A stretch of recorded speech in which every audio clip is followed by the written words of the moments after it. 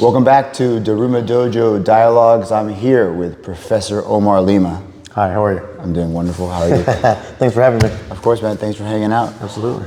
Let's talk about those socks.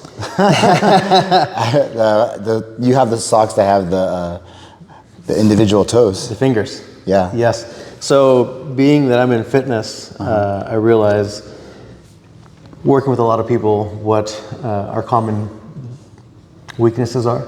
And one of the biggest weaknesses is our feet being very tight in our shoes. So I really believe in having a very wide toe box, and at the same time using these toe socks every morning that I have to put my socks on. I gotta open up my toes, and that split second of opening the toes repetitively every time I put on my socks, that works on the dexterity of my toes. And the more dexterity I have in my toes, the more movement, the better balance, the better performance. I mean, it's the base when we walk. So I don't want to walk on peg legs. I want to make sure that I have nice wide monkey feet. Nice. Yeah, I have a couple of pairs, the same brand, Injinji. Yeah. When I was doing ultra marathons, I always was told that the things that happen is you get like blisters. And so if you have, like you say, if your toes are together, the chances of getting blisters is going to increase, whether you're not getting as much airflow or they're not breathing, or maybe the friction. Yeah.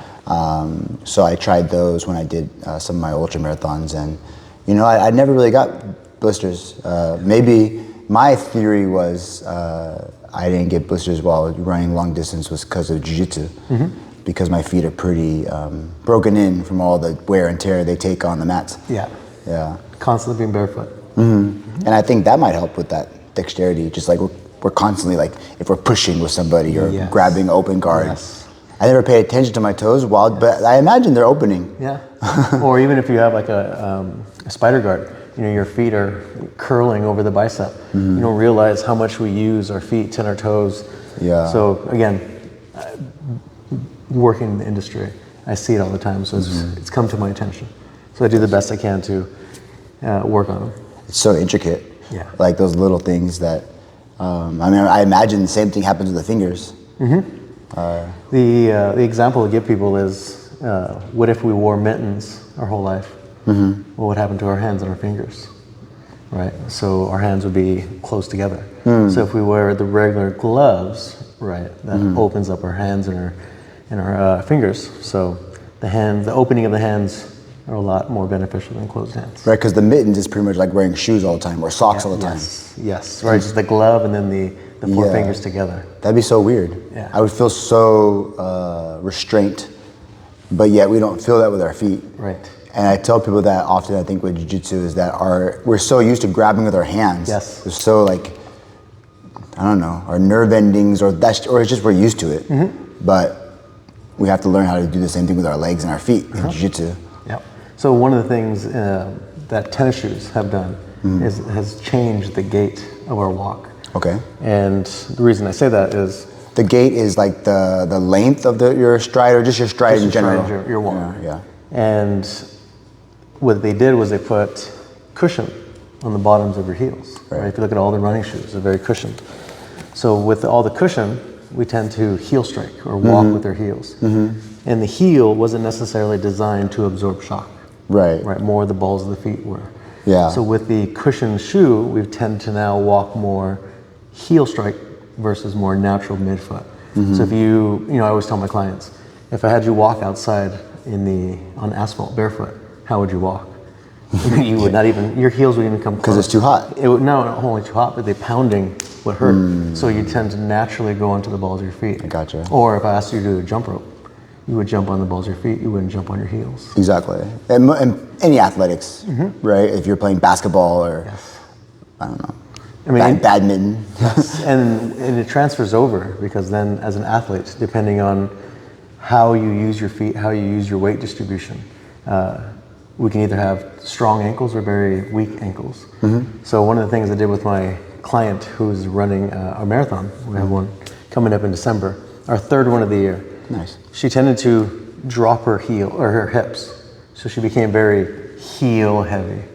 So her hips would sink in? So you have several different positions of the hip, Yeah. right? You have like an anterior pelvic tilt where the stomach opens up Right. and my butt goes up. I have another one where my hips go in, and look where my heels, all my weight's on my heels, my toes are off the ground. Okay. Right? So it's a very common deviation. One's not better than the other. Secondly, you don't want to have either one of them. Dominant. You don't want to be dominant one or the other. Correct. But certain activities probably require one or the other more favorably. Yes, but we like to be as neutral as possible in our day-to-day. Yeah. So because she's very heel heavy, that tells me that the ankles are not that strong because she's always standing like this. Yeah. So we put shoes that have no heels on. Okay. They're basketball shoes to increase jumping. So when we have her run, So basketball shoes don't have heels? these specific ones Gotcha. for increasing jump to strengthen the ankles. Interesting. It's just a platform on the Oh, ball. I've seen those. What do they call it? Rock shoes? I mean, they all had different names for it. I remember when they first came out. Yes. Yeah, people were all about them. Yes, every day walking them just to increase the strength of the ankles. Oh, cool. Okay. So I had her get some, and we do our ladder drills with those shoes. So we're Really engaging the calves? Yes. So it's kind of I find shortcut ways to help increase what we're looking to increase. That's really so in cool. that sense, her calf and her ankle strength. Nice. And so, I mean, like when you're running long distance, like your calves get on fire Yes. or they cramp up or, I mean, I remember my first time I ran a marathon, like my calves were done and my last couple miles, I was just literally dragging my feet. Yeah. So that's cool that you found some. So people that don't know, can you tell people what you do for profession? Yeah. So for this August that just passed, I celebrated my 24th year in the fitness industry. That's amazing, man. Congratulations. Thank you. You're so knowledgeable. So 24 You're a black years, belt. Yeah. 100%. Right. So 24 Seasoned years. black belt. 24 years in the industry, and the one thing that I've always told people as a trainer is always reinvent yourself. And the reason you want to reinvent yourself is because it forces you to learn new things. So I always reinvented myself, and you and I crossed paths during Ironman. Right? Like that was the first time I ever done any type of long endurance sports. So to experience that, it really opened my eyes to different types of training, different types of emphasis on the body. So always reinventing myself has given me a wide variety of learning something about everything. Yeah. So, Jack of all trades, master of none, better than, what is it called? Master of one? I don't remember that. But I like that because, you're always learning. You're always like searching for new things. And like we talked about in the past, not too long ago, like always being a student. Yes. Yes. How did you get into the fitness industry? Man, it was kind of by accident. I was in college, I was playing football, and a friend of my best friend and I, we would go to 24-hour fitness. Yeah. And we'd work out at 11 o'clock at night, Right. 12, whatever. Yeah. Something nice about working out like at that time or like the early morning when like no one's there. Yes, you get the whole place to yourself. And when my 2 years of eligibility were up in football for junior college, I decided that I wanted to take some time off. So I approached my mom and I said, Mom, I'm gonna take some time off, and she was not having it. She was upset as one can be. Oh, wow. And she's like, you're never gonna go back, don't stop, continue. I'm like, Mom, don't worry, I'll be back. So then I go, I just need a year. And a week before my year was up, she looked at me and she says, your year's up next week. I hope you have a plan. And I was like, I didn't even think about it. I didn't even realize my year had concluded or was about to conclude. Yeah. So I panicked. Must have been having a good time. Yes. No responsibility. The first time in 13 years I didn't have school. So I panicked and I was like, what am I gonna do? So I decided to apply to 2 jobs, 24-hour fitness because I worked out there, and Home Depot. Gotcha. Why Home Depot? I have no idea. Yeah, seemed like a adult thing to do, I guess. Yeah. So fortunately, Home Depot never called, but 24-hour fitness did. And you were already an athlete. Yes. So you know how to work out. Yes. I figured it was going to be that easy. Yeah. I'm an athlete. I know to work out. I know what to do. And so I got hired. And I told Mom, hey, I'm a trainer. Cool. That's what I'm going to do. And she's like, that's not a plan. So luckily I stuck with it, and that's how I became a trainer. And then one thing led to another, and open up my own business, and I kind of went from there. What's the name of your business? Functional Core Fitness. Functional Core Fitness in Mountain View. Yes. On El Camino. Yep. In Shoreline. Right next to the really close to the old Half Gracie, Yes. The original. The Half Gracie that BJ Penn, Dave Camarillo, all the legends went. It's like I can see it from my place, from my door. I can see it. It's just unfortunate it's no longer there. Yeah. I went there one time for a seminar when I was a white belt. Roberto Gordo Jalima, he's like famous for half guard. And he came down and taught a seminar, and me and my coach and a couple of our students came down. And it was, I tell people all the time, like, that's why I use half guard a lot. Okay. Because I went to that seminar, it was like 2 hours plus of just half guard stuff. Yeah. And it was like, oh, you're a white belt, you're very impressionable. And I just was like, I ran with it. Yes. And so that was the only time I actually went to that gym.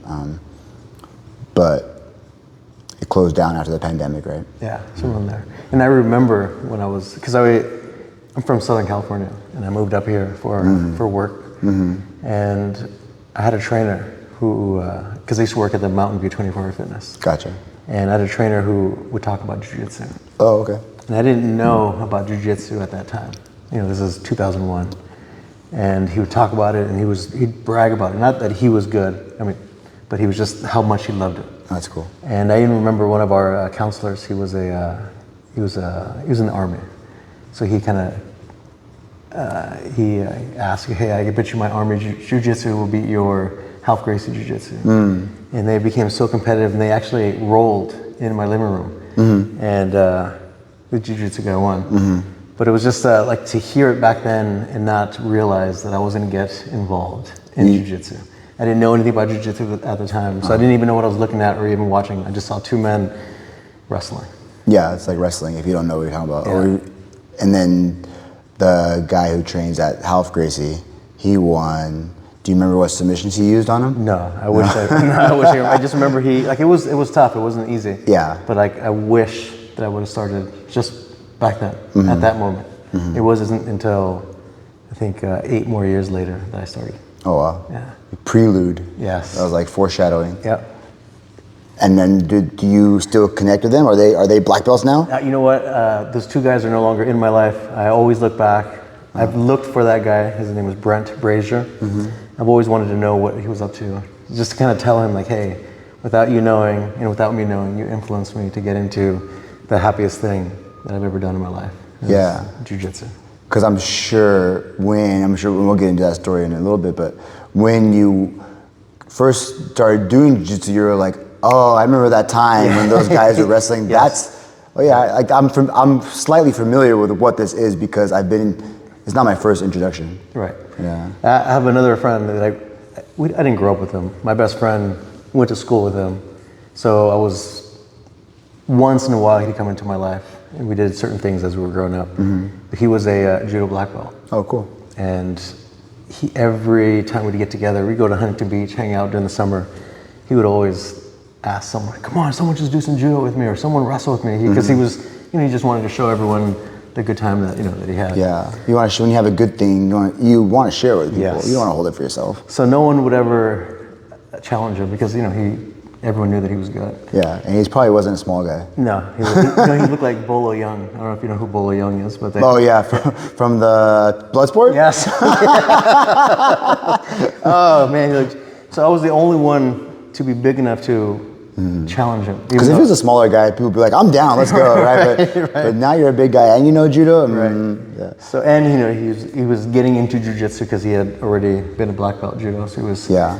So I remember I would challenge him, and I'd wrestle with him on the beach, and he would just smash me. Like I would use my strength to hold him down, and I didn't know anything back then. But so those two things that's how jiu-jitsu was introduced to me. Oh, that's cool. Yeah. Doing jiu-jitsu on the beach is really nice. Yes. Rolling on the sand, it feels like, I don't know, it's very like the earthy feeling or like instinctual or primal about it. Very primal. Yeah. Yes. I remember when I was a blue belt, I was going to, there was a time in my life where I was going to like Santa Cruz on the weekends often, and I just go enjoy the weekend, enjoy the beach or whatever, and me and my friends would just wrestle on the sand all the time, and I don't know. I think it's something about it. Yeah.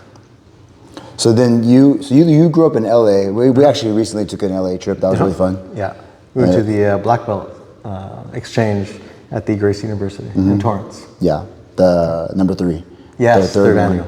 of course. So at the time of this recording, we previously went. Maybe it was like 2 weeks ago, 2 weekends ago, 3 weekends ago. About 2 weeks ago. Yeah, that was a good time. Very good time. So did that bring back some nostalgia being in LA? Well, that part of LA I didn't grow up in. Yeah. LA's so big. It is so big. That being familiar with the freeways, because being in LA, you're always traveling from one location to the next. Yeah. So seeing everything was nostalgic. Where we were wasn't, because I never had been there. Oh, really? Yeah. So I lived in LA County. I lived in South Central LA for a couple of years, and then once we moved away from the city, we moved to the suburbs, and the suburbs was LA County for us. So we were like maybe 35 miles east of where we were. Gotcha. Yeah. And you started training. You started working at 24 Hour Fitness in LA County. Yes, in August of '99. August of '99. Yeah. And then when did you move to the Bay Area? December 2001. So a couple years after. Yeah. And you transferred? Yes. Well, what made you do that? Something just came up and you're like, F it, let's do it? Or? Yeah, well, it's every huge decision in my life has always been like an accident. Would you say accident? I mean, some people just believe by chance? Some people believe in coincidences. I don't. I Yeah. feel like I was meant to be exactly where I was at that moment. Yeah. But no matter where I went, I was always propelled because of outside circumstances. Yeah. So the reason why I moved up was at the time we just got an internal email system, and my mentor, which was our regional vice president, he had just got transferred to Northern California. So one day I'm at work and I was like, you know what? Let me write my mentor an email saying thank you very much, just to show appreciation. After they transferred? After he transferred, maybe like a month or 2 months after. And again, this new email system, like, I get to communicate with anyone. So it was kind of like an excuse to write an email. Oh, okay. So I write this email, say, hey, Mike, thank you very much for teaching me. I really appreciate you as a mentor. And whenever you want me up there, you just let me know. Oh, okay. Right, like not expecting him to call me out on my bluff. Yeah. Because it was a total bluff. And within like 10 minutes, my district manager came in the club, and he walks up to me with his phone in his hand. He's like, were you serious about your email? And I was like, did I send it to you or did I send it to Mike? He's like, no, you sent it to Mike, but he is calling me, telling me that if you're serious, to give you his number. And at that moment, I had a split second that like I was in a fork in the road, where if I said no, I was just kidding, then I would have no integrity. Right, right. So to have integrity, I had to say yes and accept what came with that decision. So I said yes. And he gave me his number. I called him up, and every year I used to come up to visit my family, because I have family in the Santa Rosa area. So I told him, hey, I'm going to be up for Thanksgiving. Maybe, because he asked me, hey, come up, we'll do a tour of some clubs and see what you like.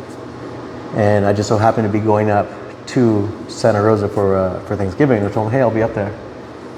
He's all right, on Black Friday, The day after. We'll meet and I'll give you a tour of a club and see what you think. This was Mountain View? He showed me 2 clubs, Okay. Mountain View and San Mateo. Gotcha. And I looked at the P&Ls and said, okay, well, based on my strengths and my weaknesses, which club would be better? Is that profit and loss? Yes. Gotcha. So I got I looked at Mountain Views and I realized that my strength would benefit that place.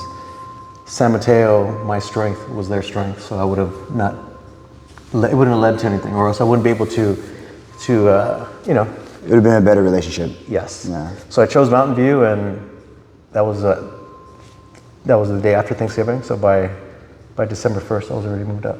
Oh, wow. I mean, it was that fast. Like You had to go back to LA. I went back to LA, grabbed everything, all on a drive, or? Yeah, packed all my stuff and drove back up. Oh wow. And it was just, I'm sitting at the Residence Inn, like, what the hell just happened? It happened so fast. I'm like, man.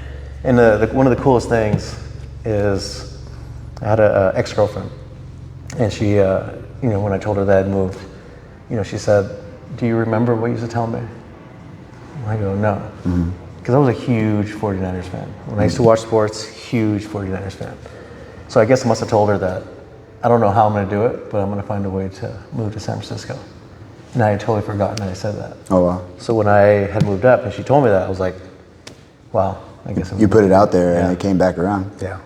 That's so interesting. Yeah, I'm a strong believer in manifestation. Me too. Yeah. Yeah. So you had to find residence, somewhere to live, and all the details came after, huh? Yeah. So I stayed in a hotel for a month because they gave me a month for free at the hotel. Good. Yeah. They give you time. Yeah. And then by just January 1st, I was already moving into an apartment. First time I ever lived in an apartment. First time living on my own. I really didn't know what to expect. I'm in a location I've never been before. So it was definitely eye-opening to growth. Having to back up whatever reputation that came with me. Like all of a sudden people are like, hey, you're his guy. Now there's extra eyes on you. Like, okay, well, what made you so important to transfer you up? Right, when they see the new guy here from LA coming, following the mentor. Yes, and then I'm just like so furthest away from what that perception was. Mm-hmm. It was just an accident. So it was I was kind of like forced to lead and forced to be something that I knew I was capable of, which just wasn't at that time ready. So it was interesting. So you were at 24-Hour Fitness until you opened up your own business? So I ended up transferring to different clubs from Mountain View, and I ended up leaving in 2004. And my last club was Sunnyvale, the older Sunnyvale. Oh, okay. So I was there for my last, I think, year or 6 months with the company. And then I decided to open up a mobile gym with a business partner. In 2004? Mm-hmm. Oh, wow. So you would go to people's houses or go to parks or something? Or? Parks, people's homes, businesses, anywhere that had any type of space that someone wanted to meet me. Personal training? That's cool. Yeah. That's a good idea. Yeah. I mean, you don't need a brick and mortar, which is it tends to be the biggest expense. Right. But I imagine the equipment is tricky. So that was one of the best things about going to people's homes was being limited to what you can carry. So I ended up getting an SUV. So I was able to carry a lot, but I couldn't carry machines. So I had to carry like bands and balls and BOSU balls and anything that was light. And that forced me to increase my creativity. So instead of relying on a machine to do a certain exercise, I had to create something. And not that I made up any exercises, it was just getting ideas from other people, inventing something that someone already had invented. Sure. So it was just being creative. And then once I did open a brick and mortar, then it was easy because I didn't need the machines because I just came up with all this creativity. So I was able to open up a space and not really have equipment or machines. And so you kind of kept that theme of minimalistic, almost maybe. Yes. Yeah. And that's where the name came from, functional core fitness. Not strong body, not big muscles, a core that is functional. Because if you can function, if your core can function and communicate effectively with the top and the bottom parts of your body, you can do anything that your brain thinks about doing. But if you have no communication to your core and no function, no balance, no movement, I mean, there's all the bad things that come with, non-communicative core. So that's where that came from, functional core fitness. That's a great name. Thank you. And it was like, okay, what else? I wanted things that people would Google. They're going to Google fitness. They're going to Google functional training. So it was something that was physical, and another thing was for search engine purposes. Got it. And was that the name when you first opened up the mobile fitness, or was it a different name at that point? It was a different name. I had a business partner at the time, so we had our company called Fit Right. Fit right. And I loved it. That's cool. Yeah. How did you spell right? With a GHT or R-I-T-E? It was R-I-T-E. Fit right. One word? It was 2 words. It's hyphenated. Okay, gotcha. And when my business partner and I split up, I think she might have taken the name, and then I chose something else. And you split up before or after you already made the decision to open up a brick and mortar? It was way before. We were together for a year, and I did I did the training mobile for 5 years before I opened up. Gotcha. So you guys, she did her thing, and you were still doing the mobile training, but that's when you came up with a new name, Functional Core Fitness. Yeah, we got to the point where we didn't. The partnership wasn't. There was not I guess we maxed out what we needed to max out, and we just figured it would be more beneficial to separate, and we did, and now we're here. But sometimes you kind of need that motivation of somebody else to help you open up. Because man, open up your own business is terrifying. Yes, and I am 100% appreciative, and I will be the first to admit, if it wasn't for my business partner, I don't know what I would have done, because she did all the groundwork, all the foundation, and then when we split up, I didn't have to do anything other than recreate what she did. So she was extremely beneficial in my life. Not only beneficial, but she convinced me to open up to leave 24 and to open up the mobile training. So yeah, that person was the right person in my life. I bet she'd say the same thing for you too. Maybe. Yeah, I mean, like, was she also a co-worker at the 24-Hour Fitness? So what had happened was... that must be a common theme at 24-Hour. Like, people go there and then they leave and do their own thing? Yeah, yes. Yeah. I mean, there's no need to reinvent the wheel. Yeah. Right? So 24 Hour is like the biggest fitness gym there is. It used to be bigger before, back in the days. Right. So we had desks. She was a counselor and I was the fitness manager. What's a counselor? Somebody that helps the trainers? Someone who did membership sales at the time. Gotcha. So she would be there and not listening, but she would overhear the way I would manage my staff. So she had told me, you manage your staff very well. Have you ever thought of doing it on your own? And at that time I was like, no, I never thought of it. But through talking about it, it worked out well. It worked. I'm very appreciative to have had her in my life. Yeah, I don't think I would be here where I'm at if it wasn't for that foundation setting. That's another pivotal point, huh? Yeah. Again, I didn't search for her. I didn't want to leave. Yeah. Right. I thought I was gonna be a company man for life. But she approached me. So again, everything that I've done, almost in a way, like I've manifested it. I didn't physically go out and do it. More like I manifested it, and I didn't realize I was manifesting it until after it happened. But how many years at that point were you working in the industry? 5. Right. So you were like dedicating yourself to it. You left school and dedicated to this craft. Yeah. And then all that work that obviously paid off because you caught her attention. Right. She must have been thinking about leaving for a while. And it's like, hey, like you're doing really good. I can see us helping each other. Yeah, and that's how it worked. So cool. Yeah, so you've been in business for 24 years? No, I've been in the industry for 24 years. Oh, but your Functional Core Fitness. Oh, I'm sorry. I didn't realize we're in 2024 and it has been 20 years. Oh, okay. It's been 20 years since I left 24 Fitness. Right. So hear that is just mind-boggling. I didn't realize that much time has gone by. That is nuts. So 25 years in the industry, 20 years on my own. And I've owned Daruma Dojo here in Sunnyvale for a little over 2 years. So I'm very new to the business owning game. Yes.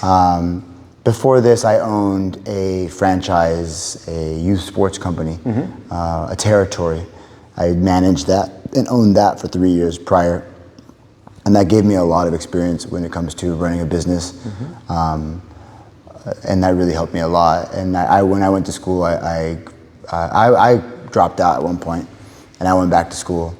And I got a degree in sports management, and that kind of gave me another, kind of like a good foundation, which led to the job owning the youth sports company, which gave me the confidence to actually open up my own gym. Yeah. And but somebody who's been doing it for 20 years, you must have had ups, downs, arounds, great years, not so great years. Yeah. Like, if let's say I was gonna open up Daruma Dojo tomorrow, or Daruma Dojo number 2 tomorrow, what, from your experience, what is some advice you can give somebody? Maybe it's not even me, it's somebody else. Well, I'll do one even better. Being a small business owner and seeing the formulas out there that create a successful business. Coming here, I've only been coming to you for the last 6 months or so. Yeah. So this is like very new to me. And although I've seen other gyms and I've seen other businesses, the one thing that I can really, really say that I would tell people, and I am giving you a compliment at the same time, is how you set up your systems. Like, you actually have a business systems in place where you can see it all, and there's protocols. A lot of times small business owners open up a business because they're good at what their craft is. It doesn't mean they're good business people. It just means that they're good at their craft. So they open up a business and they share the knowledge of their craft, but a lot of times the business fails because there's no systems involved. I would say, number one, get a system of how you're going to run your business, and then run it based on your systems. I like the fact that and I'm not saying everyone needs it, but I'm just saying, I like how you have your blue belt testing, your purple belt testing, your requirements for, you have them teach. I mean, you expand your students' experience of jiu-jitsu, and I really, really respect that, and really can say that it's not, I mean, there are people who do it, but I haven't seen it consistently done consistently well for a long time. It might start very strong and then kind of ease off. But that would be the first thing, is get systems for your business and how you're going to run the business. Because teaching jiu-jitsu should be easy at this time, because we're black belts, so we've done it for so long. So it's not your jiu-jitsu that runs the business. The systems run the business. Your jiu-jitsu and your style complements your business, in my opinion. Like a restaurant's a restaurant, right? But what makes the restaurant is what are you serving? It might be Italian food, it might be Chinese food, it might be whatever. It's not really the food that runs the business. That brings the people in. But how do you keep the people coming? What do you offer the people? All these different things to make the people want to come back. That's what I would recommend for people to do in the beginning, is find the system that you're gonna run your business and stick with it. Yeah, I think that's an amazing advice. Thank you. For anybody who's interested in running a small business, or anybody who's they're ready to take that plunge, and because I think when you open it, you better be ready to be all in. I don't think there's no half stepping your own business, man. You got to be ready to, it's a commitment. And some people, I think, they're like, you know what, I'm gonna do it, but I'm gonna have a backup plan, or I'm gonna have this business but also work full time here. Like, I can't see that being as successful, because you're not putting everything into it. And like you mentioned earlier, there's no reason to reinvent. So if you find somebody that has systems in place already, and steal that, or at least use it as a template. Perhaps I've done that here. I mean, I don't know. I've seen what people do, and I know. Well, the great thing is, like, when you have your business, you can do what you want to do. And that's what I love about it. I don't have to ask people if I want to add a class. I don't have to ask anybody. Or if I want to change a time, or if I want to make a decision, I might consult my team and see my team of coaches, or my wife who's a co-owner in the business. But at the end of the day, it's my decision. And it takes a lot of guts. But also you have to have confidence. And you might make a wrong decision, but you can always fix it. Take that system and make adjustments the whole time. It's not going to be the same 2 years, 5 years in a row. That's the beauty of jiu-jitsu in my mind, in my perception, is that you're going to get caught in really bad positions. Now, how do you respond to that position, or that scenario? You can panic. And the more you panic, you're just going to get tighter into the position, and you're going to have to tap out. Or you can calm down, and you can think about your training, and slowly get out with your training.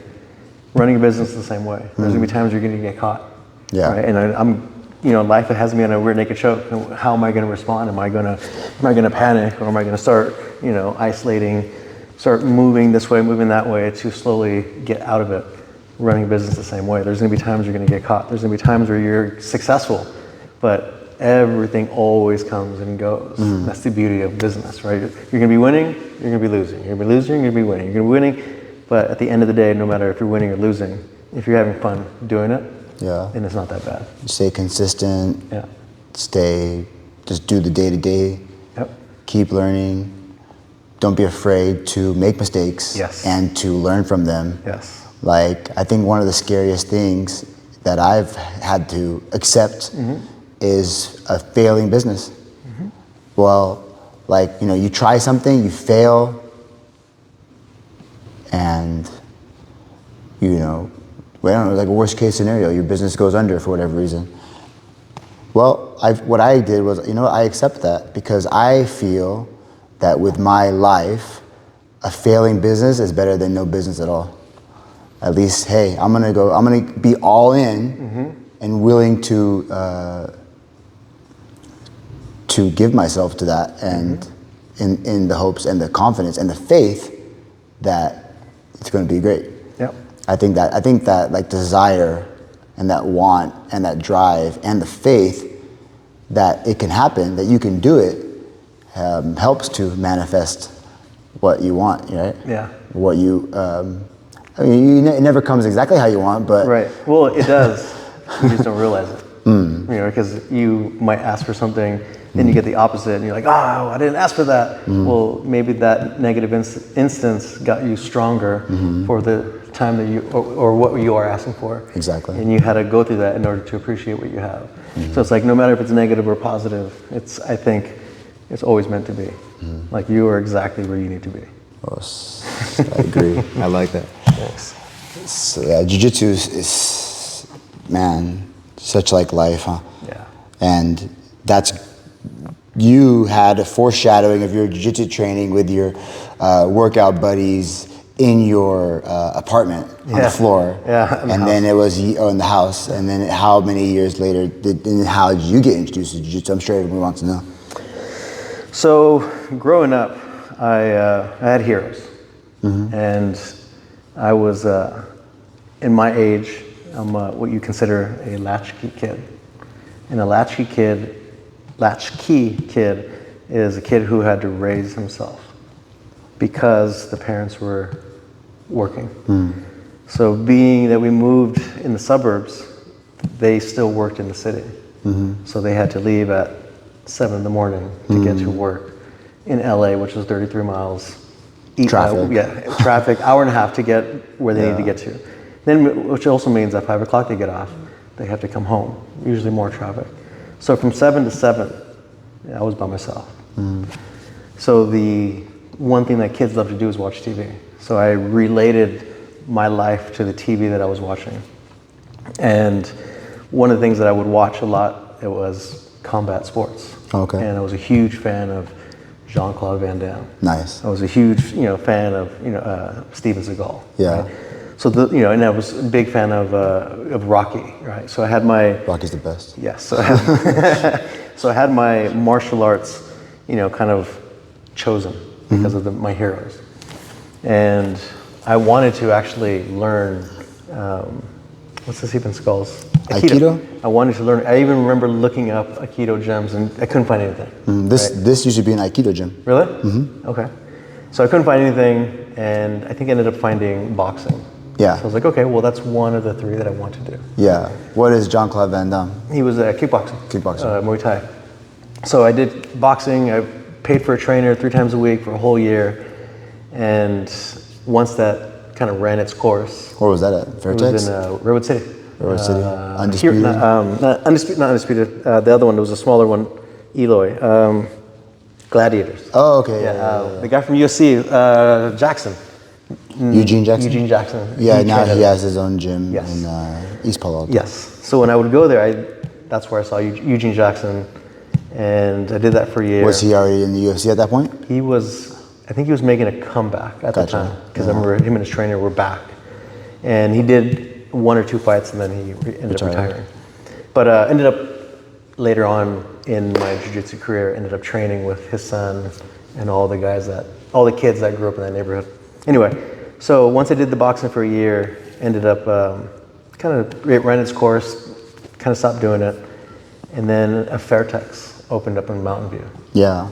And my friend at the time, you know, he said, "Hey, we should do this." Cool. And you were already like did the boxing, and you were hanging out with Eugene Jackson, or at least like in the same gym with him, and like looking at him like, oh, that's Eugene Jackson. Yes, yeah. right. Looking him up on YouTube. Or whatever. I remember the first UFC video game on like Dreamcast or something like that. And he was one of the characters. I would pick him all the time. I don't know why. Maybe it was like his hairy chest. Something. I think his nickname was the Wolf. Yes, I think so. Something like that. But yeah, I've visited his gym a couple times in East Palo, the Rogue Empire. Or Empire.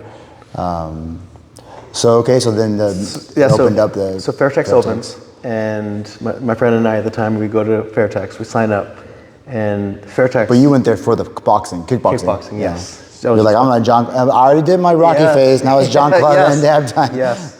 So we're doing I'm doing the class, whatever, and I don't know how many classes I had done at the time. It wasn't that many, but at the time you had an option of being on the floor, or if you really wanted, you can go in the ring that they had and hold mitts or whatever. For whatever reason, I was in the ring, and I just saw a bunch of guys rolling, warming up, and doing bear crawls and doing all kinds of front rolls and back rolls. Were they wearing a gi or no gi? No gi. It was all rash guard and board shorts. And I was like, huh. Lucha Libre.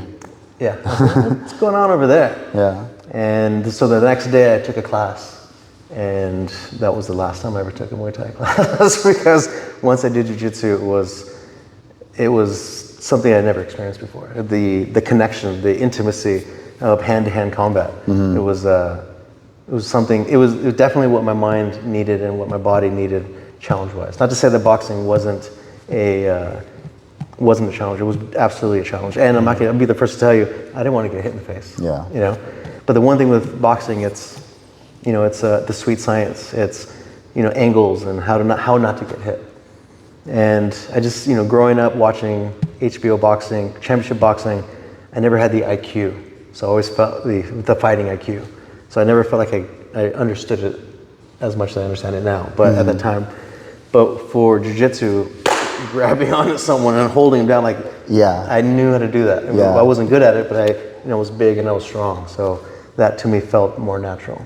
And at that time, it wasn't luta libre. It was just no-gi training. That's what they called it, no-gi class? No-gi. That was like no-gi before the no-gi. Yeah. So because the guy who was teaching, he was a purple belt. His name was Jimmy Joaquin. And he was... Who was he under? He was under San Francisco, one of the Gracies. Hyan? Not Half? I guess. Yeah. So he was from there. So then... Or Charles was the only other Gracie in San Francisco. Charles or Half. Yeah, it was Half. Yeah. And then he left, and that makes more sense because there the Half Gracie and the Fairtex in San Francisco, they were always kind of like... Together, yeah. They would always share instructors, I think. Yeah. So then once he left, he was there for maybe 6 months. One of my best coaches I've ever had. Once he left, then Leo came in, and then that's when Luta Libre was officially what we were doing. Gotcha. So yeah, I got to do that for 4 years, and I enjoyed those 4 years a lot. Yeah. When they taught the Luta Libre, did they involve strikes? So it was all the guys there were MMA guys. Right. So exactly. They did all the MMA style fighting, but the class itself was just Luta Libre. We didn't do any of the striking. So but the guys did the striking on their own because they were all fighters. So the class, it was just essentially no-gi jiu-jitsu, but did they have an emphasis on strikes? Like, hey, this position, right? You guys weren't actually punching each other, but would you say it's very similar to the no-gi jiu-jitsu that we are doing now? It's, okay, so what I would say. Because I'm trying to like distinguish for us, but also people listening, like Luta Libre essentially is like MMA. So when you say that, yeah, I mean it's free wrestling. That's right. What it translates to. Mm-hmm. And think of it as no-gi for self-defense. So a lot of the moves was for self-defense. A lot of the moves were not for competitive style jiu-jitsu. Gotcha. Like I remember the way I was taught to break the guard, the closed guard, if I was inside it. Knee in the middle, hands on the hips, and elbows right down the inner thighs, right? And that's what I was taught. That's what I always did. When I started with Milton, the guy my professor who promoted me, when I first started with him. By that time, what belt were you? Blue. Blue belt. So I had opened up someone's guard, and he ended up complaining to coach. Milton had to come to me after and say, hey, this isn't the 1970s anymore. We don't open guard like that anymore. So he had to teach me a different way of opening guard. But why do you think people don't open the guard like that anymore? Because it's painful? It's extremely painful. And that's what I mean about self-defense. Like when I'm defending myself, I don't care about his feelings. Yeah. But if it's competitive jiu-jitsu, there's a respect. Yeah, there's a give and take. Yes. So in that sense, I had to realize that this was self-defense jiu-jitsu versus a competitive style. So that would be the difference. Even though we didn't do the striking, it was mainly more self-defense style, not sexy. It was, I didn't even know what a De La Hiva was until I started doing gi jiu-jitsu. Yeah. And they're like, DLR. I'm like, I don't even know what that means. That's a dance game that I do? So I had to learn all these new positions because that's not what we learned. We were just, basic self-defense, hurt you style. Yeah, it was definitely more smashy back then. Yeah. There's top pressure. But then you said by the time you were a blue belt under Leo, you left Fairtex. Yeah, so I ended up taking a 4-year hiatus. So I left Fairtex. Gotcha. And then I traveled the world. Nice. I traveled to 6 continents out of the 7. Amazing. Like I really, really was able to just, enjoy myself without any type of responsibilities other than my dogs. So I got to travel, got to have fun. Did dogs travel with you? Unfortunately, no. But I had a roommate. You had to figure something out for them. Yeah, I had a roommate, so they were able to take care of them. Nice. And it was because of my roommate. He told me, because him and I started together. His name is Benji Silva. And he would tell me, he goes, hey, why'd you stop jiu-jitsu? I was like, I'm traveling. And, at that time, Fairtex had already closed. So I'm like, there's not a gym nearby. And he was like, didn't the Fairtex turn into KOA?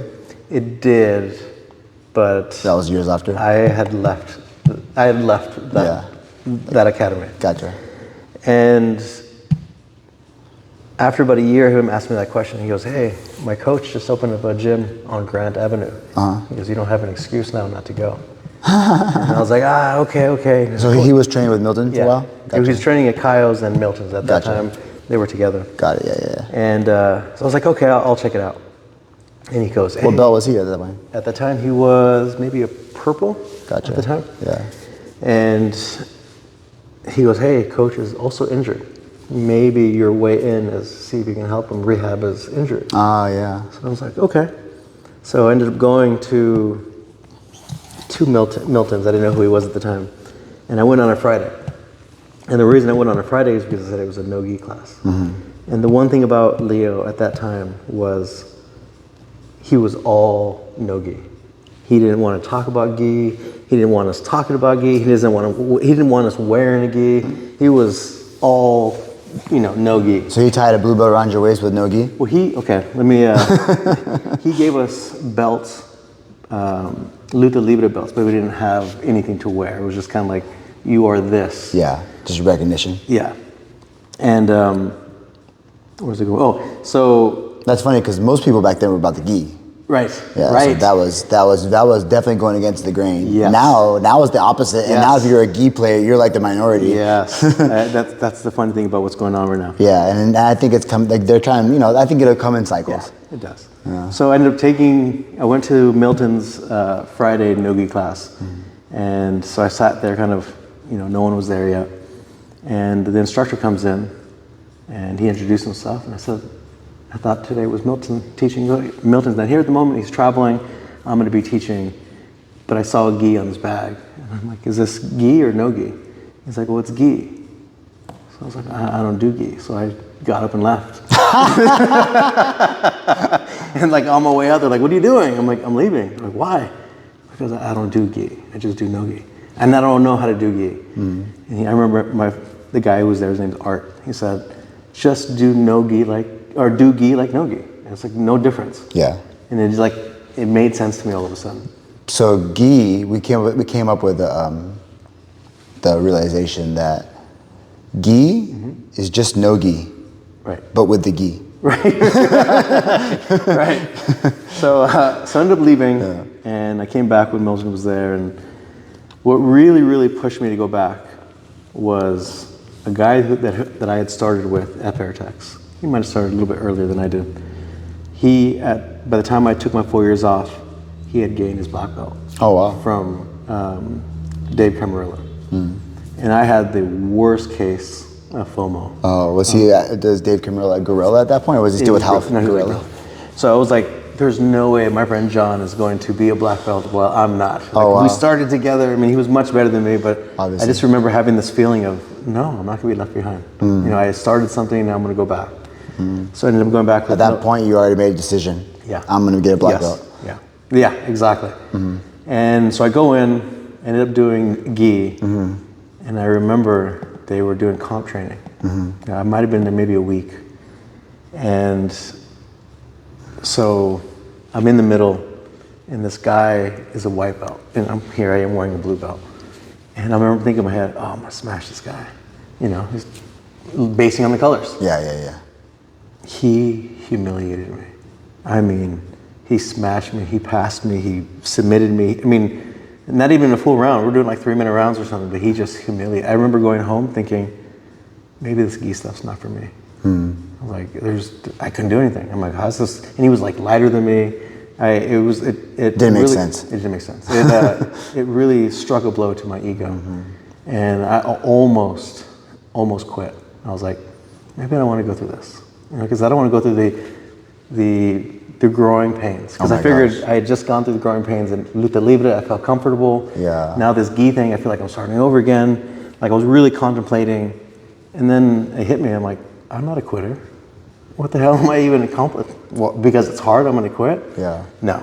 And that was the last time I ever had that conversation in my head about quitting jiu-jitsu.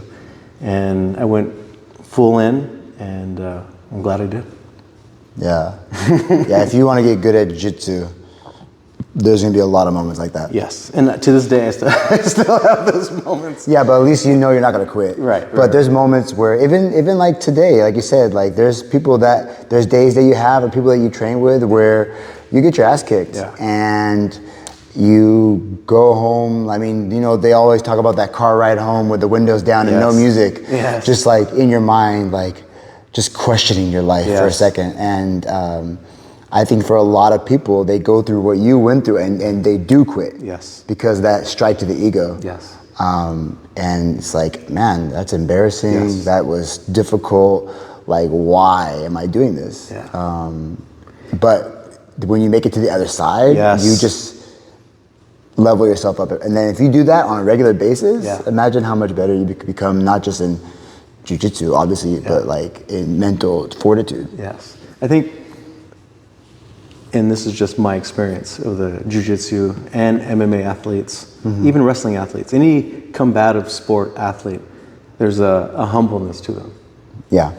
And I've been thinking about, what is this humbleness? It's not that, we can kick people's asses. It's not that, because we know that anyone can kick your ass, right? Yeah. Whether it's a white belt or any other belt in between, But what was I saying with this? Humbleness. It's a humbleness to it, because my conclusion is that every night we're dying. Someone's tapping you out. When you tap, you've submitted and just admitted failure. Not failure, but death. Pretty much. If it was a choke, especially. Right. If it was on the street and there's no tapping. Right. Yeah. At least here I can tap. But day in, day out for a minimum of 10 years, doing this, of dying every night, there's a humbleness that comes with it. And I think that's the humbleness that I see in all these other athletes, is that they know how it feels to tap or to die, and that there's always a respect to your opponent, because you always have to give them the respect, because anyone is capable of doing anything, no matter how good or trained you are. So I think that humbleness comes from that. And I could be the first to tell you, I've experienced a lot of humbled nights.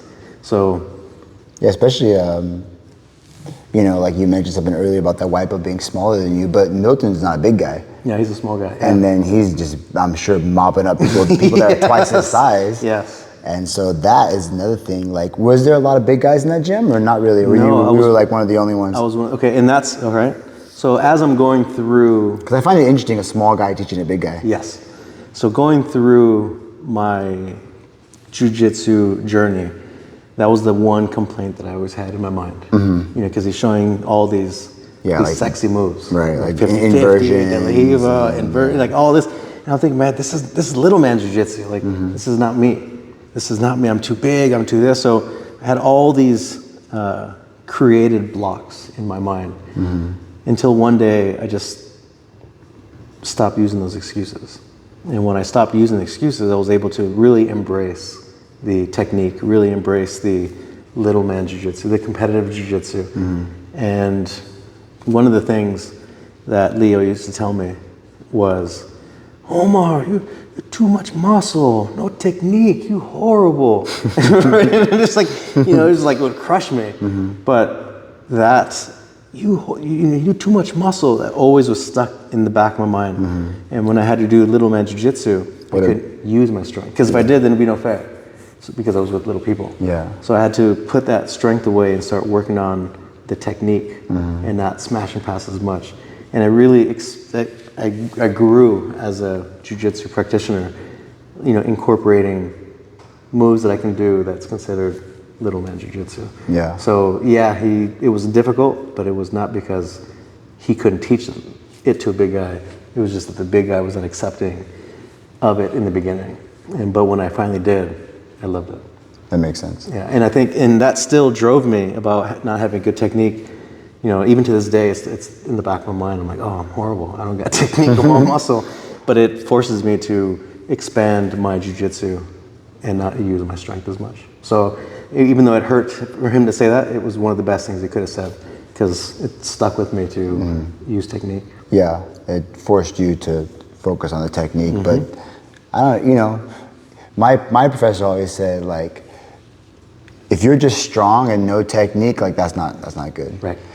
But if you have a lot of technique and you're hella strong, right, that's amazing. Yes. Yep. So why not take that little, a smaller person jiu-jitsu, apply it to somebody who has the strength, and now you just doubled up. You maybe even more than double. You just like quadrupled your technique because you added the strength to it. Yeah.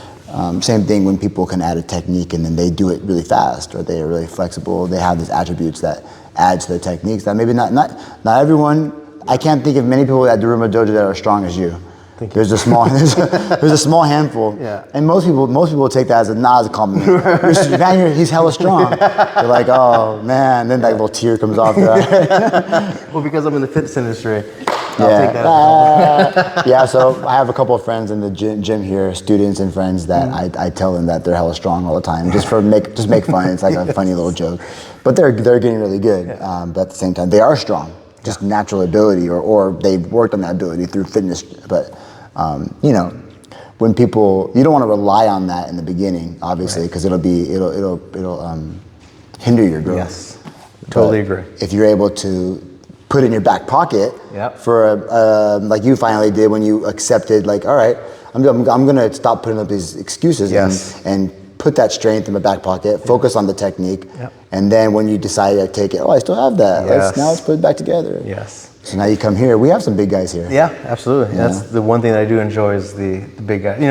Being in a place for so long that I was usually the big guy consistently. Now coming here, I'm like one of the smaller big guys. We're not a big guy gym, but we're not a small guy gym. Right. Yeah. So it's fun to now, if I want to turn on the strength, to turn it on. Turn on the technique, I can turn it on. So it's just, play the two different roles versus just being one role. So I definitely enjoy it.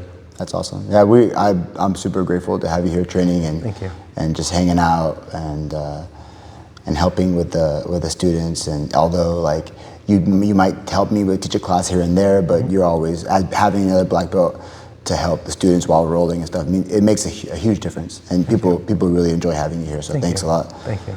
And you mentioned earlier, I think maybe one more topic we could talk about that you mentioned earlier, when our paths crossed again, because we trained a little bit of jiu-jitsu together with some mutual friends in the past, and that's how we met. Yeah. Maybe 4 or 5 years ago. It was before Ironman, because I stopped doing it for Ironman. So. But it was before or after the pandemic? It was during the pandemic or something. It was during the pandemic, yeah. So it was like, what I did was I'd gotten a couple of friends, big guy friends. Yeah. And we started working out every Friday at 5 o'clock or something. And then, somehow I was a big guy. One person invites someone, the other person, and that's how you came. 5 pounds, 5 pounds, 5 pounds. So then invite Alberto. Yeah, so then for Ironman, I had to stop that because then we trained for Ironman. So we just transitioned from our Friday classes to Ironman training. And then seeing you on the day of the race, like we parked next to each other. That was a coincidence. That was so amazing. But how did we find out we were both doing the Ironman? I don't remember. Because I originally signed up for Alaska Ironman, and they canceled it after like a month after I purchased it, and then they deferred my Ironman. I get to choose where I wanted, and I saw that Sacramento was on my birthday, on the actual birthday. The 22nd. 22nd. So I said, I'll do it. And then I had remembered that you had talked about the year before that you were doing your Ironman. So I came up to you and said, hey, I want to talk to you about your Ironman in Sacramento because I'm going to do it. And you're like, I haven't run it yet. I'm doing it this year. Yeah. So that's how we... That was so cool. Yeah. Yeah, I wanted to do the Ironman for a few years.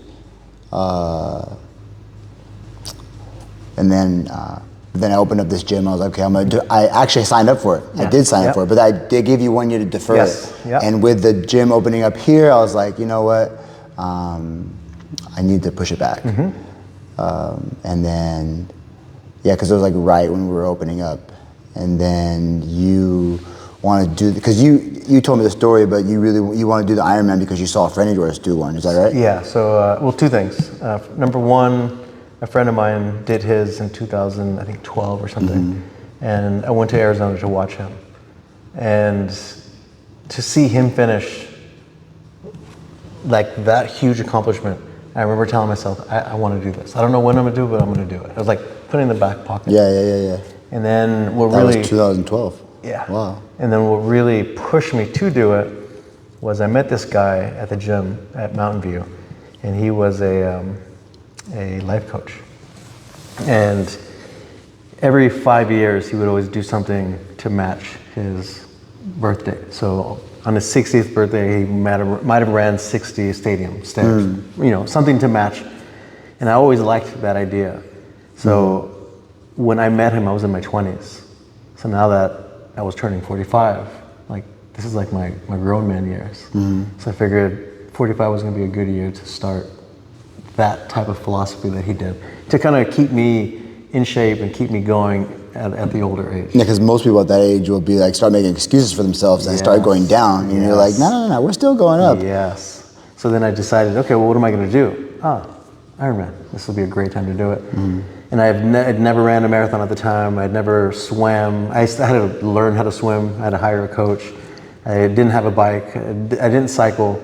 So it was totally out of my element to do that. Once again, going back to your philosophy of getting outside of your normal routines and learning something new, which I imagine this experience of training for an Ironman, you trained for like a year, right? A year, yep. You trained for a year for the Ironman, and that, I bet, has changed your coaching so much. Yes, and just I don't want to use this word, but the bragging rights to say that you did it. Yeah, forever an Ironman. You attract, those people who are looking to do it themselves. The cool thing is, it's credentials. Yeah, my girlfriend, who also works as a trainer at my facility, she has a client who watched me prepare. He asked me questions here and there, but he watched my progression, and when I completed the race, he says, I want to run one. He goes, I've only ran half. He goes, you're motivating me to do the full. And this is what, we're November 3rd. So they just had our Ironman, which was on the 22nd, was just last Sunday. Did he do last it? week? He just completed it. That's awesome. So to see that I had helped encourage someone to fulfill their dream. Yeah. That to me makes it worthwhile. Not just my accomplishment, but to, to inspire others to go out of their comfort level. 100%. Yeah. Yeah, I got in during the pandemic. I got into like long distance running, and then a buddy of mine gifted me a bike, and so I was like, oh, I'm gonna start. I was like, well, now I got a bike. Maybe I should do an Ironman. Yeah. Like I didn't even think about doing like, sprint triathlon. Right. I was like, I'm gonna do a half Ironman. So I did a half Ironman, but like you, I wasn't a very good swimmer, so I practiced a lot swimming. I didn't get a coach quite yet, but I did a half Ironman, and then I was like, oh, next is the full Ironman, but that's when I ended up deferring it. And when I finally decided to start training, I blocked it. I did a 6 month training plan, and I hired a coach, and I think that was huge. Like I hired a coach. We did some open water swimming together. So we went out to the Russian River and swam in the river. I did that a couple of times. We went to the actual race site in the Sacramento River and swam there. With the sea lions. With the sea lions. I went out there 3 times. Did you? Yeah. I only did it once. The one time. Yeah. Well, I did the full course twice, but then once just kind of swimming. But yeah, I think that was a very, very huge thing for me because I had to get over a lot. The swimming especially is terrifying for me. Open water swimming. Me too. And just it's grueling, the bike, and then after all that, you got to do a marathon. Right. Right. So most people can't even fathom doing a marathon. Right. Let alone. One of the things that convinced me that I was capable of doing. There's always going to be some small doubts, like, oh, are you sure you can do it? Yeah. And every time I have doubt of anything, I just think back of, it took me a span of 14 years and 11 years of training to get my black belt. 14 years. Like I haven't dedicated anything in my life for 14 years. Well, my training and jiu-jitsu. But the fact that a year is nothing compared to 14 years. Yeah. So I'm like, if that's all I need to do is a year. Just dealt with some technical difficulties. My phone ran out of storage, but we only missed out on the last 5 to 10 minutes of the conversation. We'd like to come back and just recap. We were talking about the experience, about getting ready for the Ironman training, and how, in our experience, because we did the same Ironman, we actually crossed paths a couple times. Yes. In the run. Yes. That was fun, and said hello, hey. So what was funny is I didn't know where you are in the course, where you were. And when I saw you, I was like, oh my God, I thought you were like right behind me. I knew you were, I knew you were way ahead of me. You're like, Omar, you're a beast. Yeah, he said something, I was like, he's right behind me. So I had to increase my speed a little bit because I was like, I didn't want you to catch up to me because I knew you were right behind me. Not because I was anything other than. I was in the beginning of the run. Yeah. I might have been like mile 4 or 6 or something. I don't know. I don't even know. But I knew I was in the first half of the run. Yeah, because I had just started my second lap when you were starting your first lap. That's where we had crossed paths. Yeah, it was kind of towards the beginning of the run. Yes. For me at least. So that was, that was amazing that we got to cross paths, and like you mentioned earlier, I don't know if we caught it, that we showed up to the race day in the parking lot right next to each other. Yes. Huge parking lot. Yes. And we pulled up right next to each other. Right next to it, and unplanned. Unplanned. Yes. So that was super cool, man. I'll never forget that. I'll never forget that either. That was super cool. To see a familiar face, it was there was something warm about that. Yeah, I felt like it was serendipitous, like our favorite word. Yes. It was meant to be, and I was like, it was a good omen, a good sign for the beginning of the race. And I almost didn't run that race, remember? Oh man, that was scary. Stressful. What happened? You didn't check in? I didn't check in. I didn't know. I thought I saw the wrong schedule, and I saw Saturday as a check-in date. So when I arrived Friday night, I'm like, oh, I'll just check in the next day. Yeah, I think I texted you or called you, called and you me. said, "Oh, I'm leaving tonight." I'm like, "Dude, supposed to," and I was trying not to freak you out. Yeah. I was like, pretty sure you were supposed to check in today. Yes. And they were like being really adamant at the meeting. Yes. Like, if you don't check in today, Yep. you can't do the race. Yep. And then you even called your coach to get confirmation, and he told you to tell me the best thing to do is get there early on the race day and see if you can see someone. Not race day, but The day before the race. Saturday morning. Yeah, you be there early and see if you can talk to someone. Mm-hmm. That night, when I realized that I had messed up, I couldn't get any sleep. I bet. And that's what I was trying to avoid, but I had no choice. To tell you. Yeah, I didn't get any sleep. I kept on waking up thinking, is it time to get up early to meet everyone at the starting line? Because they were just, You want to be the first one there. I want to be the first one. So I kept on waking up. It's 2 o'clock in the morning. Wake up, 3 o'clock in the morning. Wait, 4. Wait, 5. Okay, 5 o'clock. Let's just go. Yeah. So I ended up going at 5 o'clock in the morning, and I spoke to a lady, and she says, call the emergency number on the packet. So I went on the packet. It says, emergency number opens at 10. I'm like, I can't wait till 10. Mm-hmm. I'm calling every second. I'm calling. They finally called me back, and they're like, why are you blowing up our phone? I'm like, because it's an emergency. Don't put the number as an emergency. Right, you said, they're like, hey, can't you tell it opens up at 10? No one's answering the phone. I'm like, well, it's an emergency. And and you called me at 9:30, so obviously it's working. I didn't say that. Yeah. But I was scared. I didn't know what to do. I was panicking. I was like, all I can think about was all that year of training. All the training Yeah, you did. it's like, oh, come on, just relax, stay relaxed. And they gave me some directions to do what I needed to do. And I was allowed to race, but that was harsh. That was scary, man. I was like, I felt horrible. I was like, oh man, I hope it works out. And it worked out. Yeah, it worked out. But you had to definitely go through that stress. Yes. And then on race day, we mentioned about, to get your black belt took 14 years. 14 years, a span of 14. Right. 11 years. You had some hiatuses in there. But it took you a year of training to get ready for the Ironman. Yeah. Now that, of course, doesn't say that all the physical fitness you did prior didn't help you, but on my experience and your experience that we talked about in the cutoff version was that we saw so many everyday people at the race, or people that were, paraplegics, blind. Yep. So I know that anybody could get ready for an Ironman if they train for a year. Yes. I mean, you did it 6 months, so you don't have to. It doesn't have to be necessarily a year. Yeah. I think it's just more of once you dedicate yourself. Everyone has a different timeline of what it takes to get them prepared, but once you make the commitment and follow through with the commitment, I mean, anyone can do it. And that's discipline. Yeah. You already, once you, I think, set that in your mind, it's already done. Yes. I already did the Ironman. Yeah. I did the Ironman months before the Ironman. Yes. Because I said, I'm going to do this. Yes. So not only that I'm going to do this, but the visualization of running, the visualization of cycling, the visualization of the transitions, the visualization of swimming.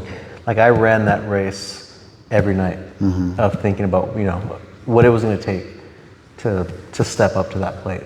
So I ran that race every single night. And it almost became like an obsession. Yeah. But that was my version of committing. Because if I didn't commit to it, I didn't visualize it, I just know how I work. So I have to visualize something over and over and over again. Because when I run the race or I'm doing whatever I'm visualizing, it doesn't feel like the first time. Like, oh, I've already been to this. I'm relaxed. Yeah. And that's the dedication needed to accomplish something like that. Is the commitment. Yes. And when, like I mentioned earlier, the seeing like that everyday lady, maybe in her 50s or 60s, just running that marathon faster than me. Yes. And man, if they could do it, anybody can do it. And it just takes that level of commitment and desire. Yeah. And that's the one thing that everyone that I speak to that went to my race, that's the one thing that's very consistently said, is that they expected to see a certain body type running those races. and how surprised everyone was to see the different shapes, the different sizes, the different ailments, the different, whatever it was, the challenges, that there was one person being challenged out there. Yeah. And they all did it themselves. So there's no reason why you can't do it yourself. You know, Exactly. it just takes that, like you said, that commitment and that push to do it. The only limits that we create are the ones in our mind. Yes, absolutely. And Yep. I think that same thing with jiu-jitsu. You know, so many people, I heard a comedian that mentioned that the hardest belt to get is the white belt. Yeah. Yes. Because starting, Yes. because most people don't start jiu-jitsu, Yes. right? Because they have already excuses why they can't. Yeah. Like I have people that come in all the time in their 40s and say they're too old to start jiu-jitsu. Yeah. But I have students in their 60s, in their 50s. Yeah. And so it's never too late to get a black belt. When you see in the BJJ community, people in their later years getting black belts in jiu-jitsu. Yeah. They didn't start in their 20s. They must have started in their 60s or Right. 50s. So, you know, if it's important to you, you'll find a way, and if it's not, you'll find an excuse. Yeah. Very, very true. And so for somebody who's been in the industry for so long, before we kind of wrap it up, is there any advice you'd like to give people who are either hesitant or maybe hesitant to start physical fitness or to start jiu-jitsu or to stop living a sedentary lifestyle? I think there's one thing that I would recommend everyone, especially the younger generation, not even the younger, but especially the younger generation. There's been incidences where I've worked with certain people, and including myself, where you accomplish something and then you look back in your life and think, I could have done that earlier, or I wish I wouldn't have wasted my time doing this, or I wish I would have done this instead of this. Like in my opinion, I wasted my 20s. And I wasted my 20s in the sense of my physical abilities and capabilities.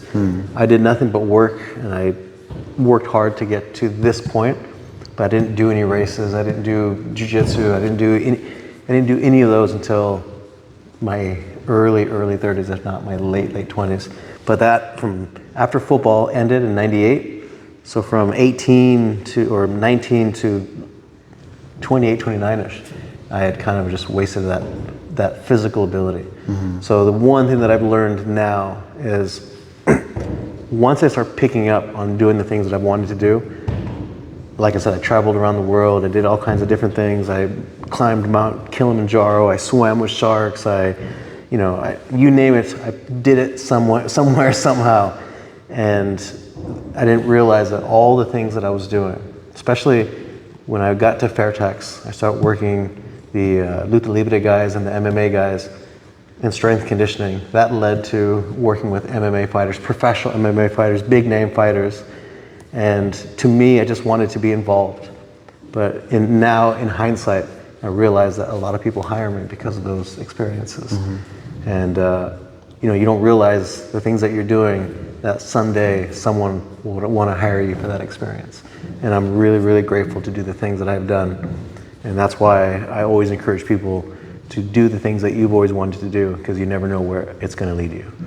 But if you don't do it, then you won't realize the opportunity. Yeah. If you go out and do it, all of these doors open, and you don't know where you're going to end up because you did something that you always wanted to do. Yeah, you never know what the future holds, Right. and these are all like stepping blocks. So. Yep. Thanks, brother. Absolutely. Thank you. Well, how can people find you? Where can they train jiu-jitsu with you? How can they work out with you or get trained by you? Well, if you want to do jiu-jitsu with me, you can do it here. I come here every Mondays and Wednesdays. You can find me on YouTube, functionalcorefitness.com, Omar Lima. Right, I have all my videos of all my adventures on there. And if you're ever in Mountain View, come by Functional Core Fitness and say hi. Thanks, brother. Absolutely. Thank you so much for having me.